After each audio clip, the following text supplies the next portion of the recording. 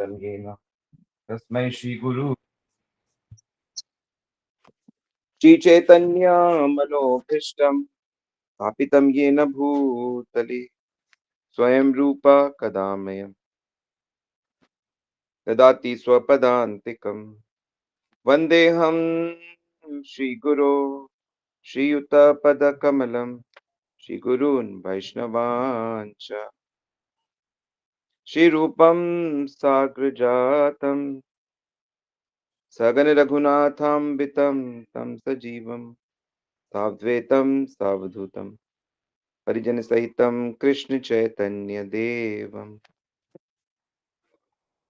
श्रीराधा कृष्णपदान् सगणललिता श्रीविशाखान्वितं च जय श्री कृष्ण चैतन्य प्रभु नित्यानंद श्री अद्वैत गदाधर शिवासादि गौर भक्त वृंदा हरे कृष्ण कृष्ण कृष्ण हरे हरे हरे राम राम राम हरे हरे।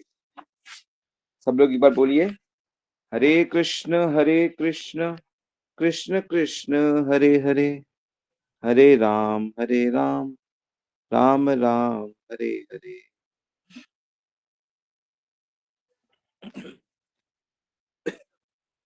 हरे कृष्णा। सभी का बहुत बहुत स्वागत है नित्य श्रवण की कथा में।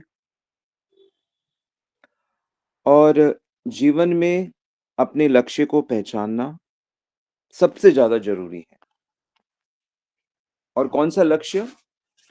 संसार के जो मोटिवेशनल स्पीकर हैं या संसार के जो शिक्षक हैं वो तो कहते हैं कि बेटे कुछ बनना है, संसार में ऐसा करना है कि आपका बहुत नाम हो, आपका सम्मान हो, आपके पास धन हो, घर हो, शोहरत हो, किसी चीज की आपको कोई कमी ना हो। इसको ही संसार में सफलता माना जाता है। शरीर आपका स्वस्थ हो, सुंदर हो,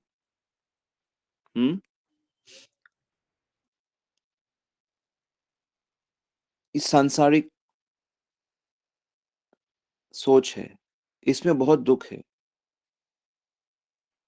क्योंकि संसार के बारे में हमने डिस्कस किया था, ये बदलने वाला है और मृत्यु है अंत में।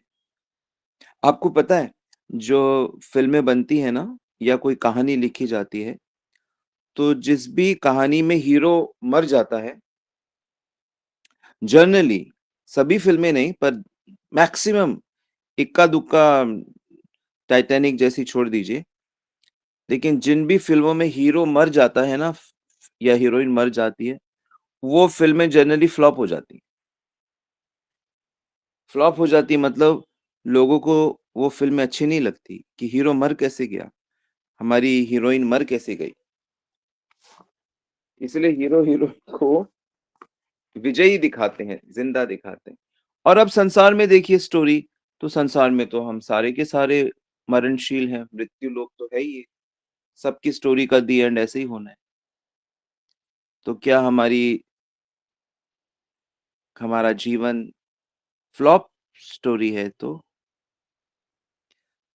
इसलिए जीवन का लक्ष्य ये नहीं है कि हम सांसारिक सफलता प्राप्त करें। जीवन का लक्ष्य है भगवान को प्राप्त करना, और वो भगवान की प्राप्ति होती है जब हम भगवत प्रेम को लक्ष्य बनाते हैं। जीवस्य तत्व हर चीज भगवान से ही निकली है। देखो, तो अभी जो गीता पढ़ते हैं, तो गीता पढ़ने वाले भी गीता को ही सामने रख के ये कह देते हैं कि देखो भगवान कृष्ण भगवान नहीं है, जबकि कृष्ण कह रहे हैं कि मेरे से ऊपर कोई दूसरा सच नहीं है, मतलब परतरम नान्यत। और अर्जुन भी इस बात को स्वीकार करता है कि हे कृष्ण, आप ही परब्रह्म हो, परमधामम पवित्रम परमो भवाम। तो अर्जुन कृष्ण को परम भगवान के रूप में स्वीकार करते हैं, वेद व्यास जी स्वीकार करते हैं, और श्री कृष्ण खुद भी इस बात को कहते हैं कई बार कि मन को मुझ में लगाओ। लेकिन जिनकी जैसी आस्था होती है वो कहते हैं कृष्ण में नहीं, कृष्ण शरीर में नहीं, कृष्ण के अंदर से जो परमात्मा बोल रहा है उसमें मन लगाओ। तो हम लोगों का कुछ कर नहीं सकते। इसीलिए प्रभुपाद जी ने अपनी गीता का नाम रखा है as it is, Bhagavad Gita Yatharup. और प्रभुपाद जी के संपर्क में आने से और भक्तों के संपर्क में आने से हम जैसे पापी लोग भी कुछ नियमों का पालन कर पा रहे हैं, बुरी आदतों से बच पा रहे हैं और बड़ा आनंद आ रहा है जी। श्री कृष्ण भक्ति में बड़ा आनंद आ रहा है। अभी तो रास्ते पे ही चल रहे हैं। अभी तो कृष्ण की प्राप्ति हुई नहीं, पर ये रास्ता ही इतना सुंदर है, तो लक्ष्य जाने कितना सुंदर होगा।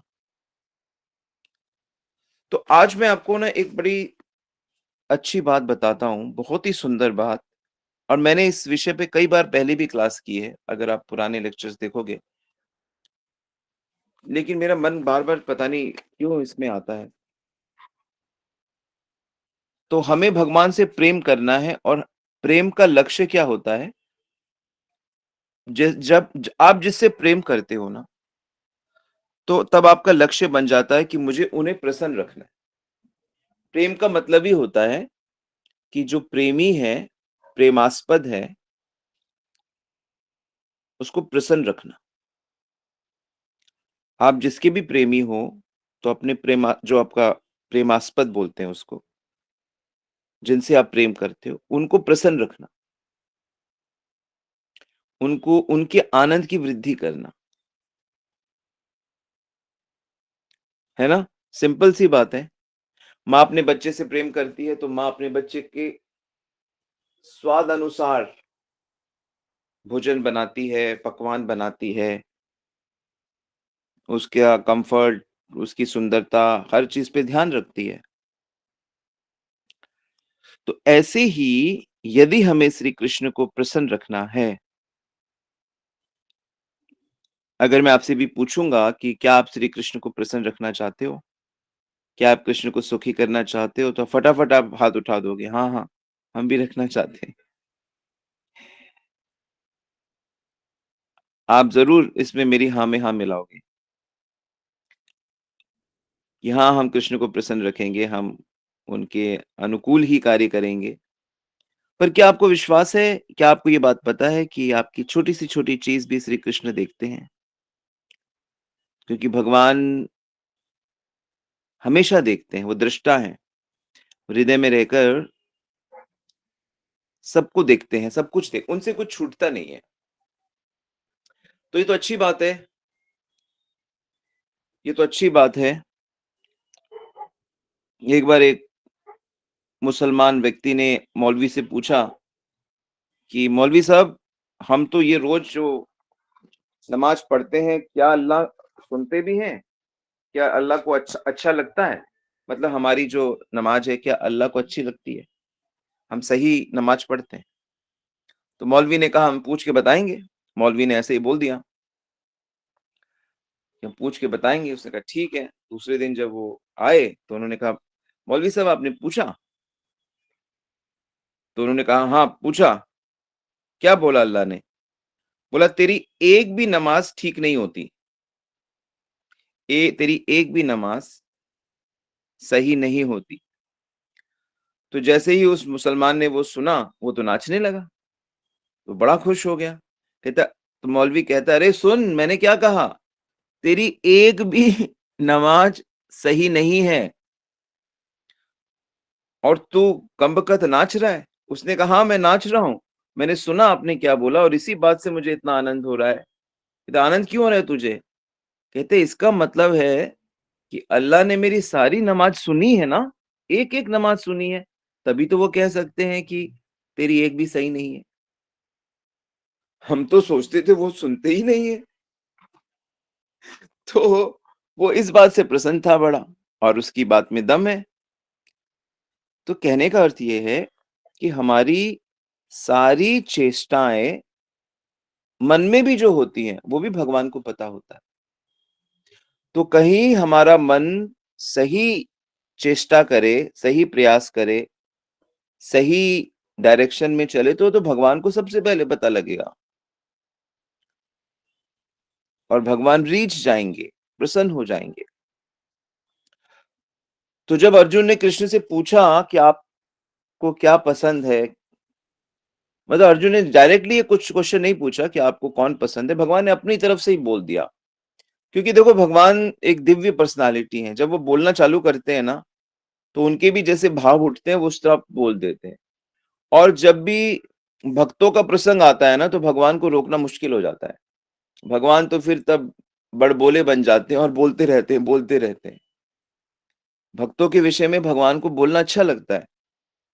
तो भक्ति की बात अर्जुन ने पूछा था साकार भक्ति के विषय में, तो भगवान ने भक्तों का बता दिया मुझे भक्त कौन-कौन से भक्त पसंद होते हैं। तो इससे हम लोगों को ये पता लग गया कि अच्छा हमारे कृष्ण को ये पसंद है, तो हमें वैसा बनने की कोशिश करनी चाहिए। ठीक है ना? ठीक है कि नहीं? नोट करेंगे आप लोग? हमारे कृष्ण को क्या पसंद है, कौन आत्माएँ पसंद है? तो अगर श्री कृष्ण हमको पसंद करेंगे तो राधा जी ऑटोमैटिकली पसंद करेगी हमको। अंतरंगा शक्ति ऑटोमैटिकली पसंद करेगी। हम सब लोग कहते हैं कि हे प्रभु कब होगी कृपा, कब होगी कृपा, कब होगी कृपा? तो वास्तविक कृपा तब होगी जब हम उस कृपा को चाहेंगे। हम उस कृपा के लिए प्रयास करेंगे। ठीक है? तो आप लोग तैयार हो जाइए और ऐसा बनने की कोशिश करना है।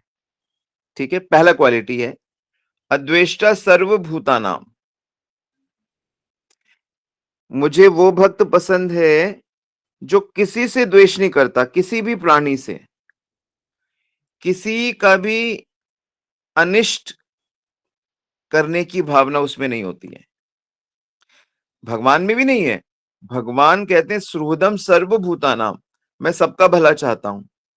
तो ऐसे ही हमें भी ऐसा बनना है और ऐसे हम सिर्फ मानव शरीर में बन सकते हैं। तो देखो जो द्वेषी बनते हैं वो कौन होते हैं, कब बनते हैं हम लोग द्वेषी?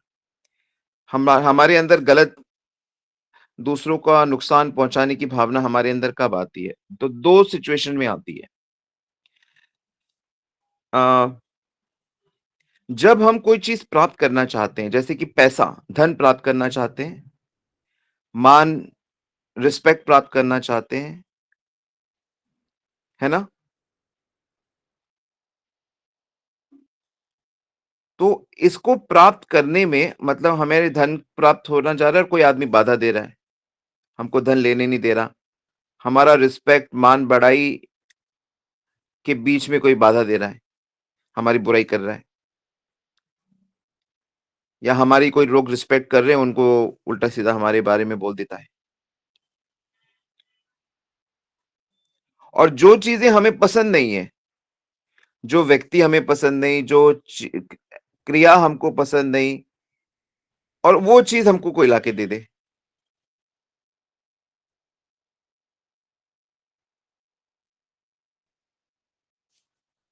तो भी हमको गुस्सा आती है, द्वेष होता है ना? ऐसे ही तो होता है और तो कोई सिचुएशन है नहीं।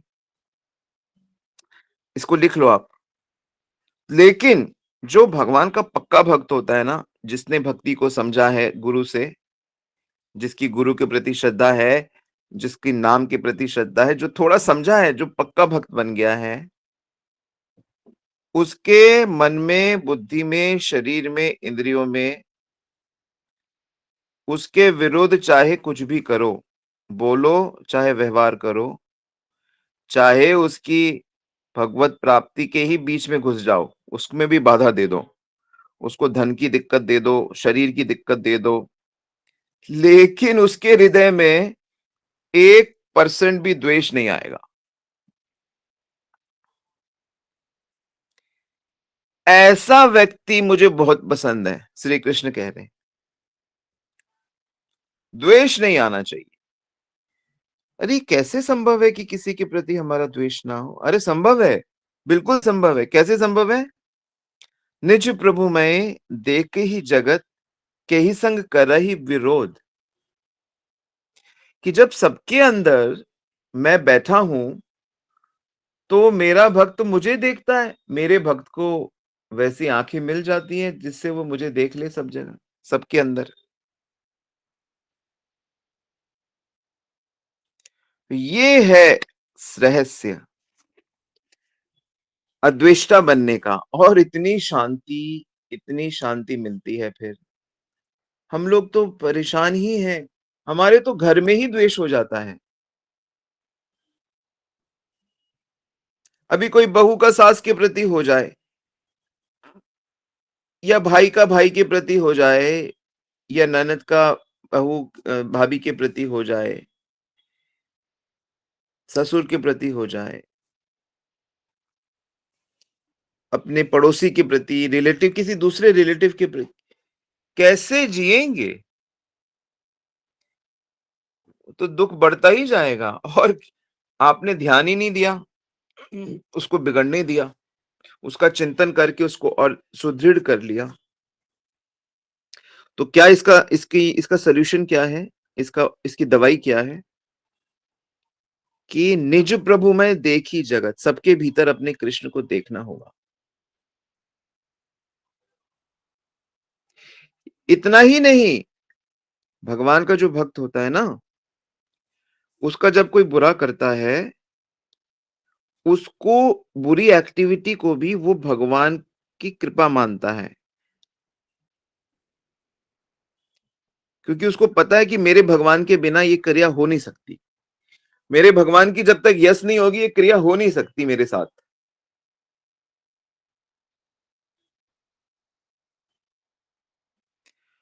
और क्योंकि जो दूसरे जीव हैं वो भगवान के ही अंश हैं, तो उनके प्रति द्वेष करने का मतलब है भगवान से ही द्वेष करना। किसी के बच्चे से द्वेष करने का मतलब है उससे ही तो द्वेष करना, उसके पिता से। किसी शिष्य से द्वेष करने का मतलब है उसके गुरु से ही तो द्वेष करना।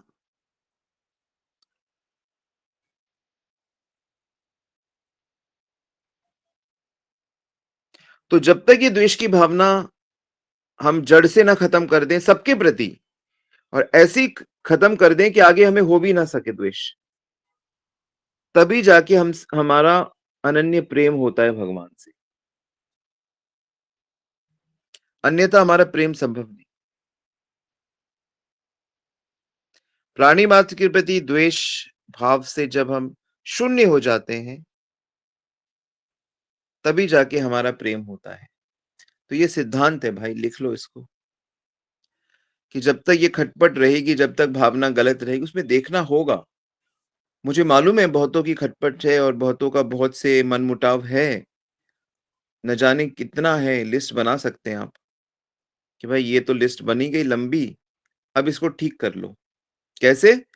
कि हर वो व्यक्ति जिसके साथ मनमुटाव है या कोई भावना है, दुर्भावना है, उसके अंदर कृष्ण का चिंतन करो कि इसके अंदर मेरे प्रभु का वास है, इस पे मेरे प्रभु की कृपा हो, और इसने जो कुछ भी मेरे साथ अभी तक किया है, कहा है, सोचा है, उसमें मेरे प्रभु की रजामंदी थी, तभी ऐसा हुआ, और ये तो मेरे कर्म ही काट रहा है, इससे मैं क्यों द्वेष करूं? और ये तो संसार का नियम है ही, संसार तो प्रकृति के गुणों का खेल है। मैंने आपसे अभी इतने विस्तार में चर्चा करी थी। संसार में तो देखो, हर व्यक्ति रजोगुण, तमोगुण, सत्वगुण के अंदर फंसा हुआ है। तो इसीलिए हम में से किसी की भी दोस्ती लंबी नहीं चल सकती। आप देखो अपने जीवन में, आपके दोस्त निरंतर बदल रहे हैं कि नहीं बदल रहे? आपका पक्का दोस्त तभी कोई बन सकता है जब आप शुद्ध भक्त बनो और वो भी शुद्ध भक्त हो। यानी कि जब तक हम शुद्ध भक्त नहीं बनेंगे, तब तक ना हमारी किसी से दोस्ती नहीं हो सकती। आपकी दोस्ती शुद्ध भक्त से ही हो सकती है या भगवान से हो सकती है। बाकी सब लोग मिलते रहेंगे, बिछड़ते रहेंगे। उनका परमानेंट दोस्ती नहीं हो सकता। ये सृष्टि के विरुद्ध हो जाएगा फिर। थोड़ी देर के लिए दोस्ती हो जाएगी, जब तक रजोगुण रजोगुण मिलेगा, तमोगुण तमोगुण मिलेगा, सतोगुण सतोगुण मिलेगा, लेकिन परमानेंट नहीं होगा। परमानेंट दोस्ती तो आपकी तभी होगी जब आप गुणों से परे जाओगे और वो व्यक्ति भी गुणों से परे जाएगा। ठीक है? तो ये अदेष्टा जो व्यक्ति है वो भगवान को बहुत पसंद है। तो ऐसा बनने की कोशिश करनी है। दूसरा क्वालिटी भगवान को पसंद है, मैत्री करुणा एवच। केवल ऐसा नहीं है कि उसका दूसरों से द्वेष नहीं होता, उल्टा उसका दोस्ती का भाव भी रहता है। क्योंकि जब वो सबके अंदर भगवान को देखता है तो वो दया का भाव रखता है। जैसे भगवान सबके सुहृद होते हैं, ऐसे ही भक्त भी सभी प्राणियों के प्रति फ्रेंडशिप रखता है। भक्त के प्रति कोई अनिष्ट भी करे, गलत भी करे, तो भी भक्त का उसके प्रति मित्रता का ही भाव होता है। क्योंकि जैसा मैंने बताया, भक्त क्या सोचता है कि अरे बिना भगवान की कृपा के तो ये कर ही नहीं सकता, बिना भगवान के सैंक्शन के तो, बिना भगवान के विधान के तो ये कर ही नहीं सकता। तो उसने जो कुछ भी किया है मेरे लिए ठीक ही है, क्योंकि भगवान का विधान मंगलमय होता है। और भक्त ये मानता है कि अगर इसने मेरे साथ कुछ किया है तो मेरे ही पुराने कर्म इसने काट दिए। भाई अपन ने जो पहले बुरे कर्म किए हैं उसका फल भी तो किसी न किसी के माध्यम से मिलेगा। तो ये जो मिल रहा है उसी को मानकर कटने दो। तो जो एक भक्त है जो स्पेशली साधना कर रहा है, उसके मन में ये बात आनी चाहिए कि अनिष्ट करने वाला मेरे पिछले पापों के फल को देकर मुझे शुद्ध कर रहा है। तो जो सिद्ध भक्त है जिसने अच्छी साधना की, उसका तो सबके प्रति न सिर्फ मैत्री का बल्कि दया का भी भाव रहता है। पातंजलि योग दर्शन में ऐसा बताया गया है कि जिसका हृदय शुद्ध होता है ना, उस उसका व्यवहार कैसा होता है कि जब वो सुखी लोग देखता है तो उनसे दोस्ती करता है, दुखी देखता है तो उनके प्रति करुणा करता है, उनके दुख को दूर करने की कोशिश करता है। और जब वो पवित्र आत्माओं से मिलता है, साधुओं से मिलता है, महान आत्माओं से मिलता है, वो बहुत प्रसन्न हो जाता है। और जब वो पापियों से मिलता है वो उनसे दूर रहता है। लेकिन यहां पे भगवान कह रहे कि नहीं नहीं, मेरा जो भक्त होता है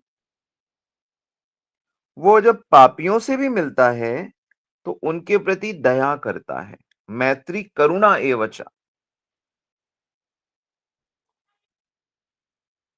क्योंकि जो क्योंकि जो दुख पा रहा है वो तो अपने पुराने कर्मों का फल भोग रहा है, लेकिन जो दुख दे रहा है, परेशानी उत्पन्न कर रहा है, वो नए पाप कर रहा है, उसको उसका दुख आगे मिलेगा। लेकिन भक्त चाहता है कि नहीं नहीं, उसके ये दुख उस पे करुणा हो, ताकि वो बेचारा ऐसा ना करे। इसीलिए भक्त का एक और क्वालिटी होता है कि वो क्षमी होता है, माफ करने वाला। भक्त अपने प्रति कोई भी अपराध कर दे, तो पहले तो बताया कि अद्वेष्टा, वो द्वेष नहीं करता। सिर्फ द्वेष नहीं करता, वो चाहता है कि मेरे प्रति कोई गलत भी करे तो उसको कोई दंड ना दे, ना ही भगवान दंड दे, ना ही कोई और दंड दे। वो चाहता है कि इसको क्षमा कर दिया जाए, इसको माफ कर दिया जाए। जैसे जीसस क्राइस्ट को जब सूली पे चढ़ाया जा रहा था, तो क्या बोल रहे थे वो कि O God forgive them, they don't know what they are doing. कि हे ईश्वर, हे पिता, इनको माफ करो, इनको पता नहीं ये क्या कर रहे हैं। तो एकदम शुद्ध भक्त, जीसस क्राइस्ट एक शुद्ध भक्त है। तो छमी छमी छमी क्षमा बड़न को चाहिए, छोटन को उत्पात। जो क्षमा कर सकता है वो बड़ा बन गया है, महान बन गया है, वो उसका उसकी बुद्धि बड़ी शुद्ध हो चुकी है। ठीक है? अ, 3 क्वालिटीज़ बताई, एक चौथी क्वालिटी है निर्ममा,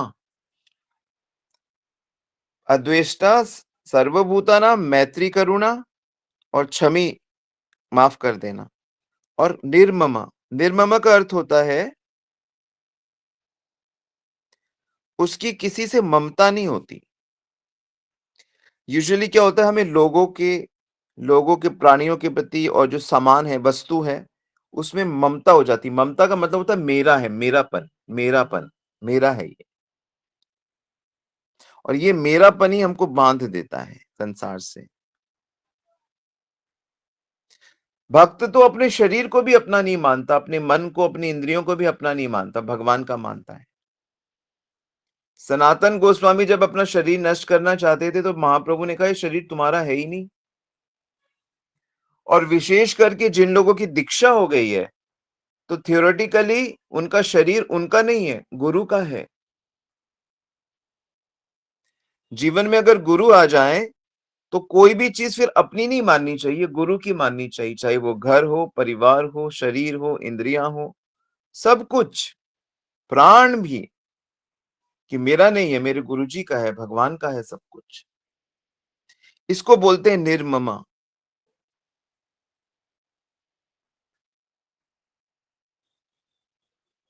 कोई भी चीज अपनी नहीं है। तो जब तक ये भाव रहेगा कि नहीं मेरा है, मेरे श्याम सुंदर है। जैसे वो एक कहानी है ना, एक राजा एक दिन ऐलान कर देता है कि मेरे महल में कल पूरा दिन कोई भी आ सकता है और जिस चीज को हाथ लगाएगा वो उसकी हो जाएगी।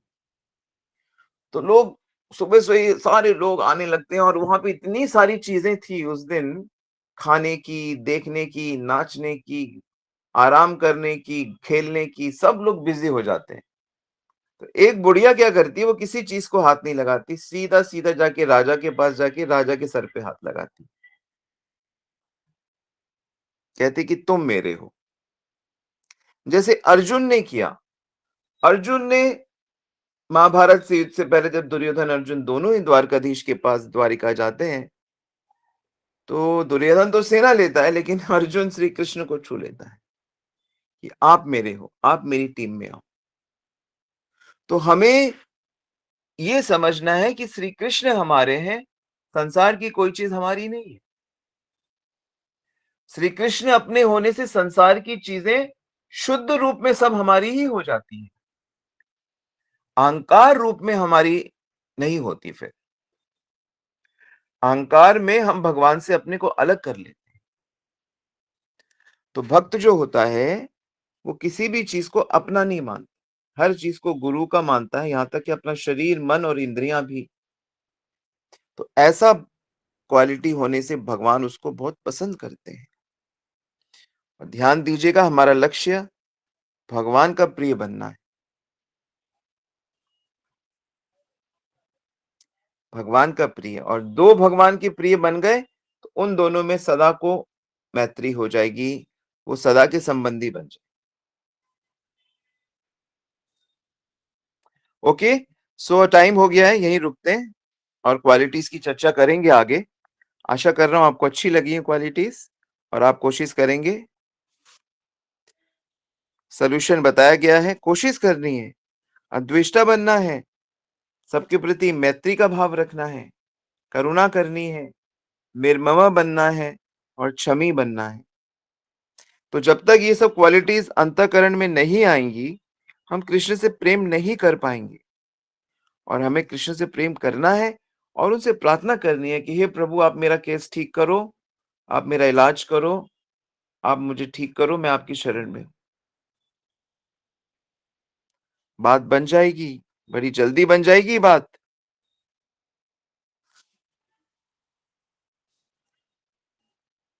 तो कुछ क्वालिटीज हैं जो चर्चा करेंगे कल।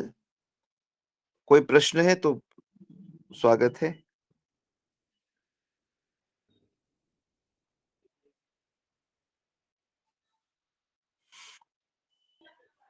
हरे कृष्णा प्रभु जी, धन्यवाद प्रणाम। हरे कृष्णा।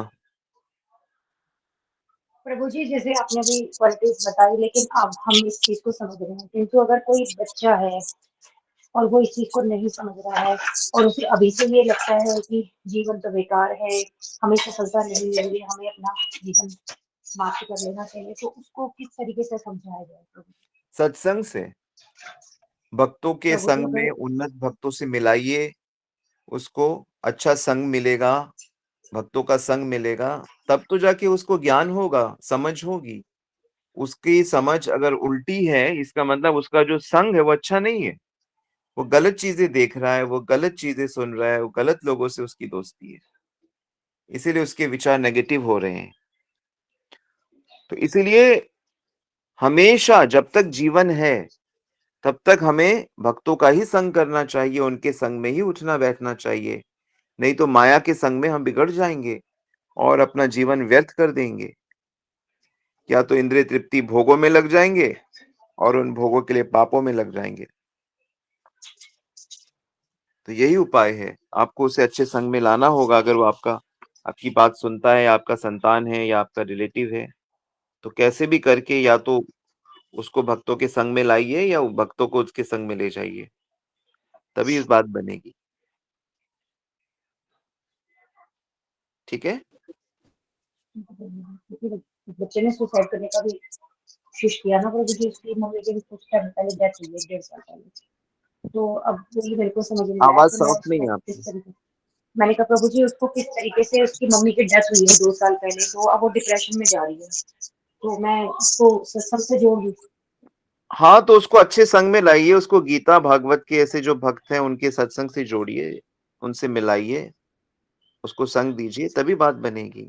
नहीं तो संसार में आना जाना, जन्म मृत्यु, व्याधि रोग, फेल होना, नुकसान होना, आग जलना, एक्सीडेंट होना, ये तो है ही संसार, ये तो यही तो है। कर्मों का फल ऐसे ही तो मिलता है। सभी लोग जो जूझ रहे हैं, परेशान हैं, क्योंकि सब लोग भोग चाहते हैं और भोग के चक्कर में पाप करते हैं, और इस जन्म के क्या कई जन्मों के पाप है। तो उनका तो फल मिलेगा मिलेगा, फिर वो उससे परेशान होते हैं। पर भगवान ने उसका उपाय भी तो बताया है कि तुम मेरा संग करो, तुम मेरी बातें सुनो, तुम मेरे भक्तों के संग में रहो और दिव्य आनंद में रहो। ठीक है ना? हाँ जी प्रभु जी, इस तरह से मदद करनी है। ठीक है। हरे कृष्णा प्रभु जी, दंडवत प्रणाम। जी माता जी।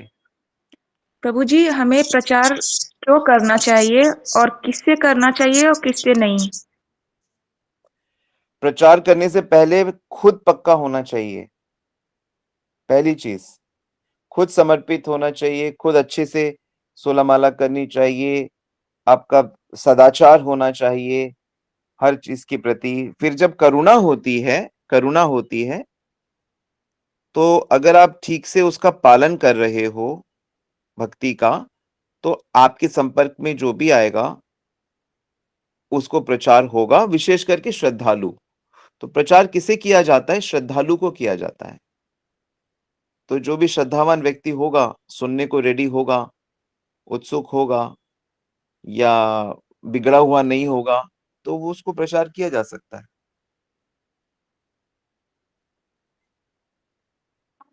ठीक है। और क्यों करना चाहिए प्रभु जी? क्यों करना चाहिए प्रचार? क्योंकि बिना प्रचार के वो हैप्पी कैसे होगा, आनंद कैसे मिलेगा, उसका कल्याण कैसे होगा? गुरुदेव ने, वैष्णवों ने प्रचार किया तभी तो हम लोगों को पता लगा। उनकी करुणा ही तो है ये। क्या आप नहीं चाहोगे कि दूसरे लोग हैप्पी हो?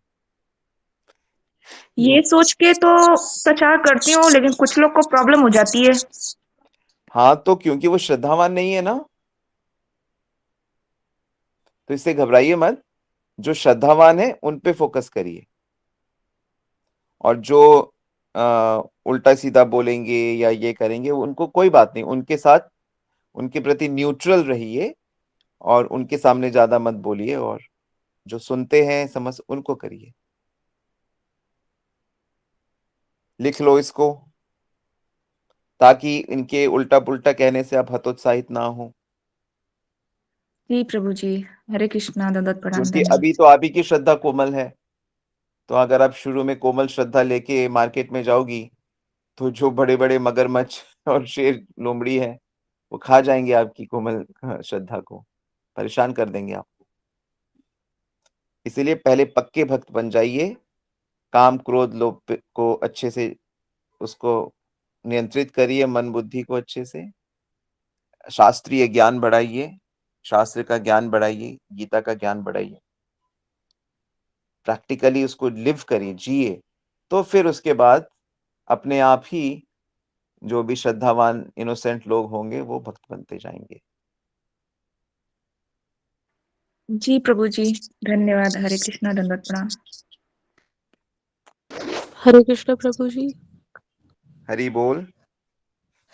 प्रभु जी, मेरा क्वेश्चन ये है कि मैं एक टीचर हूँ और मेरे 2 छोटे से बच्चे हैं और मैं अकेली रहती हूँ। मतलब 3:30 बजे मैं उठती हूँ और रात को शायद आपकी क्लास के बाद में सोती हूँ। प्रभु जी, मेरे पास मतलब मुझे समझ नहीं आता मैं कहाँ से समय निकालूँ माला जप के लिए। प्रभु जी, मैं मंगल आरती भी करती हूँ और शाम को गौर आरती भी। और मतलब मेरा पूरा शेड्यूल मतलब बिज़ी इतना है कि मैं क्या कितनी बताऊँ? माला करती हैं आप? प्रभु जी, मैं जिस दिन मैं भगवान जी से बहुत अच्छे से बोलती हूँ कि मतलब प्रभु जी आज मुझे टाइम दे देना, मैं माला कर दूँ, शायद उस दिन 4 हो पाती हैं प्रभु जी। नहीं, आप ऐसा करिए, पहले आप एक नंबर फिक्स कर लीजिए, चाहे 1 माला हो, चाहे 2 हो या 3 या 4 या 6, जो आप आराम से कर सको अपने बिज़ी शेड्यूल में। उतना फिक्स करिए 2 माला और फिर भगवान से प्रार्थना करिए, तो फिर वो धीरे-धीरे आपके लिए 16 माला क्या 32 माला की जगह बना देंगे। जी प्रभु जी। प्रभु जी, मैं बहुत कन्फ्यूज़्ड हूँ मतलब ऐसा ना हो कि मैं ये वेट करती रह जाऊँ कि 16 माला कब होंगी और उससे पहले ही शायद मेडिकल मैं कंडीशन कह रहा हूँ ना आपसे, आप पहले 2 माला जो आप आसानी से कर सकती हो, जी प्रभु उसका जी। पहले प्रण लीजिए और ये जो मेरी क्लास आप सुनते हो, इसकी डायरी है, डायरी में लेके बैठी हो? जी प्रभु जी, कंटिन्यू था कुछ दिन और अभी नहीं हो पा रहा है। मैं आपको क्या बताऊँ मैं शायद सुबह का खाना जो बनाती हूँ ना वो सब्ज़ी काट रही हूँ इस समय लगा लीजिए। नहीं, ठीक है, लेकिन डायरी पेन साथ में रखिए, जैसे कोई इम्पोर्टेंट पॉइंट आए उसको लिख लीजिए। ठीक है? जी प्रभु जी। बस, अपने आप सारे रास्ते खुल जाएँगे। हरि बोल। जी प्रभु। हरे कृष्णा प्रभु जी।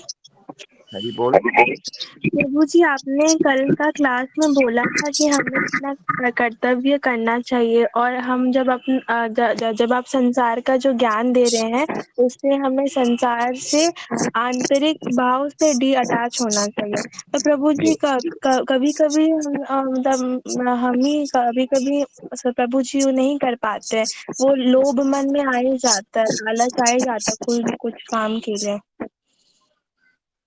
क्या करें प्रभु जी? कोशिश करें। देखो, जो रिजल्ट है ना कि आप संसार से डिटैच हो गए और भगवान से अटैच हो गए, तो ये जो गिफ्ट है, ये आपको भगवान देंगे। या आप अपने आप या हम अपने आप इसको नहीं प्राप्त कर सकते। माया से डिटैचमेंट असंभव, क्योंकि माया भगवान की शक्ति है। गलत किया या भगवान का इसको जीतना बहुत मुश्किल है। लेकिन आप कोशिश करते रहो और भगवान से प्रार्थना करते रहो। ध्यान दो दोनों शब्दों पे, कोशिश करते रहो और भगवान से प्रार्थना करते रहो। जैसे ही कोशिश सच्ची होने लगेगी, तो सच्ची जैसे ही प्रार्थना सच्ची होने लगेगी, वैसे ही भगवान अच्युत हैं, चूकेंगे नहीं, चूकेंगे नहीं, भूलेंगे नहीं, गड़बड़ नहीं करेंगे, ठीक कर देंगे। और साधना में थोड़ा समय लगता है, जब वो सिंसियर होने में हो जाएगी कृपा। जब बहुतों में हुई है तो आपके पे क्यों नहीं होगी? आपको तो शरीर मिला है ना भगवत प्राप्ति के लिए, तो कृपा करेंगे ना, इसलिए तो मिला है शरीर। आप थोड़ा प्रयास तो करो। ठीक है? जी प्रभु जी, धन्यवाद प्रभु जी। या हिम्मत नहीं हारनी, रुकना नहीं है। बिना जाली वाला बन और सकता हरि बोल। हरे कृष्णा प्रभु जी, बस एक बात और करनी थी प्रभु जी। यस। प्रभु जी, कभी-कभी मन में ये आता है कि गृहस्थ जीवन बहुत ही बेकार है क्योंकि शेड्यूल और टाइम और ड्यूटीज़ ज़्यादा होती हैं प्रभु जी। और कभी-कभी मैं अपने बिना जाली हस्बैंड वाला से भी बंद कर कहती दे। हूँ कि गृहस्थ जीवन नहीं होना चाहिए। तो वो अगर टाइम लगे बिना जाली वाला कह दे।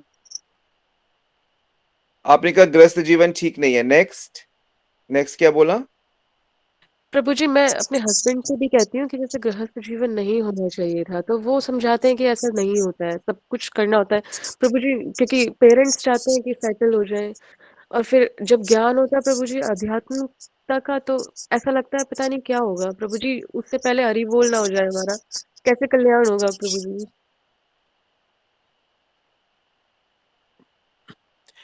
देखो भाई, ब्रह्मचारी जीवन हो, चाहे गृहस्थ हो, चाहे वानप्रस्थी, चाहे सन्यास हो, कोई भी जीवन हो, बाहरी अवस्था से उतना फर्क नहीं पड़ता है। अंदर का जो संसार, अंदर में आपकी क्या थिंकिंग है, उससे उससे फर्क पड़ता है। अगर ब्रह्मचारी है और भोगों का चिंतन करता है, सन्यासी है, ऐशो आराम का, धन का चिंतन करता है, और गृहस्थ है लेकिन भक्ति का चिंतन करता है, तो इसमें अंतःकरण श्रेष्ठ है ना, अंतःकरण से माना जाएगा। तो गृहस्थ हस्बैंड वाइफ है, बच्चे हैं, लेकिन चिंतन भगवान का है, तो वो तो सर्वश्रेष्ठ है, वो तो सन्यासियों से भी ऊपर है। ये तो नित्य सन्यासी ये न द्वेष्टि न कांक्षति, भगवान कहते हैं जो भोगों की आकांक्षा नहीं करता और ये द्वेष नहीं करता, वो है सच्चा सन्यासी, भगवत गीता में भगवान ने कहा है। तो गृहस्थ आश्रम में आपको जो संसार के सो कॉल्ड भोग सुने हुए थे, पति पत्नी बच्चे, उसकी जो नीरसता है वो समझ में आ जाएगी। अरे हमने तो सोचा था बड़ा सुख है, लेकिन यहाँ तो बड़ी टेंशन है। तो वो ज्ञान लेके पकड़ लो और जो बता रहे हैं उसको फॉलो करो, जल्दी ही सिद्धि मिल जाएगी। भगवान ने जहां रखा है, जैसे रखा है, वहीं पे रह के स्थानो स्थितोस्मि भक्ति करोति, जहां पे हो वहीं पे भक्ति करो, आपके लिए यही सबसे अच्छा है। और यहीं से आप भक्ति करके इनको ट्रांसेंड कर जाओगे, इसके परे चले जाओगे। गृहस्थ आश्रम में इतने बड़े बड़े महापुरुष हुए हैं, संन्यास आश्रम में हुए हैं, हर आश्रम में महापुरुष के एग्जाम्पल्स हैं। राजा भी हुए हैं, भिखारी भी हुए हैं, शिकारी भी हुए हैं, और वैश्याएं भी हुई हैं। तो हर एग्जाम्पल हमें शास्त्रों में मिलते हैं। तो आप यहीं पे रह के अच्छे से ईमानदारी से करो, तो देखो फिर सफलता कैसे नहीं मिलती है। हरे जी, कृष्ण। बहुत-बहुत धन्यवाद प्रभु जी। हरे कृष्ण प्रभु जी। लिख लीजिएगा, लिख लीजिएगा ये बातें। जी प्रभु जी। ऑल राइट, तो आज हम लोग यहीं रुकते हैं।